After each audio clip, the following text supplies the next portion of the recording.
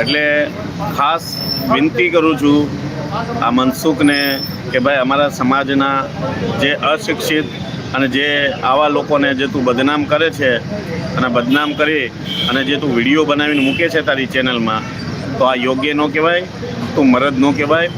બરાબર? મરદનો દીકરો હોય ને, અસલ મરદ હોય ને, એ સામેવાળાને સલાહ આપે અને ન બોલવાના શબ્દો તારી તું એની પાસે બોલાવ્યા. બરાબર?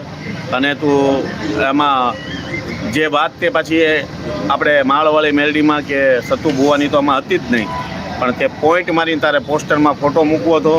સતુ ભુવાનું નામ લઈને તારે ફેમસ થવાનું છે, કારણ કે તને ખબર પડી કે તારા 5,000 લોકો વ્યૂઝ થાય છે. તો સતુ ભુવાના ફોટો મૂકવાથી તારે કદાચ 25,000-30,000 લોકો જોવે. એટલે આ રીતે જે તું મિસયુઝ કરે છે, બરાબર, એ તો ધર્મ છે, એ તો દેવ છે. બરાબર? અરે દેવ જે છે ને એ ક્યારેક અડી જાય ને એનું નક્કી નથી. એટલે આવા અમારા નાના માણસોને તું મિસયુઝ કરે છે ને ઇસ્તેમાલ કરે છે અને તું જે ઠેકડી કરે છે, આ યોગ્ય ન કહેવાય. એટલે મનસુખ તું સુધરી જા અને સમાજના અગર તને એટલી બધી તું